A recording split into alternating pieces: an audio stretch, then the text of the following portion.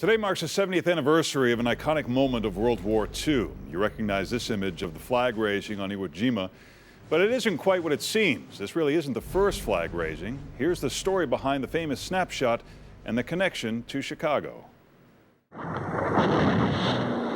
airfields here were launching pads for Japanese attacks on American forces. The island of Iwo Jima, just an 8-square-mile dot in the Pacific, but a strategic military spot that American forces needed. American forces stormed the island, and fighting was more fierce than expected. We have to go in and dig them out, one by one. On the fourth day of the battle, February 23rd, 1945, Americans raised the flag on Mount Suribachi, the highest point on the island. Suribachi is ours. This iconic photo is the one you know, but it was not the first. These men got the glory, while the others were a footnote in history. Here's the photo of the original flag, and there, front and center, holding the gun, is Private First Class James Michaels of Riverside. And as small as that flag was, they saw it down below and they started cheering. And that's the one story my dad told me, is how much they were cheering, and the boats, the whistles. It was just amazing. The island roared. And I looked at a picture of him, a larger picture of him, and could see that he's got happy tears in his eyes. After they raised the flag, they decided to raise a bigger flag and send the original back to the U.S. Photographer Joe Rosenthal arrived to capture the second group of men raising the flag against a strong wind, a symbol of the American soldiers' determination.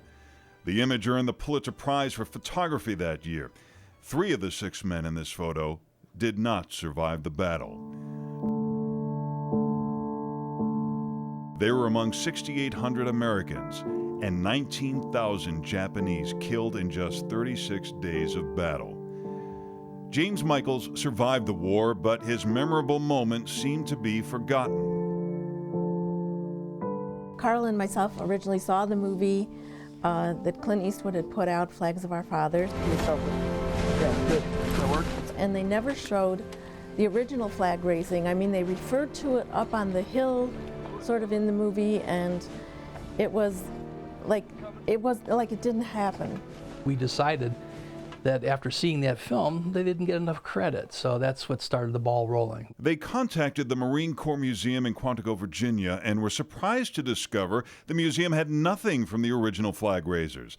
So after nearly 70 years, they sent Michaels' uniform and medals.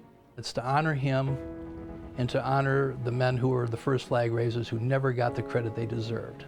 Michaels passed away in 1982 at the age of 67. Now they plan to replace his simple gravestone in Queen of Heaven Cemetery in Hillside with a more remarkable monument on Memorial Day.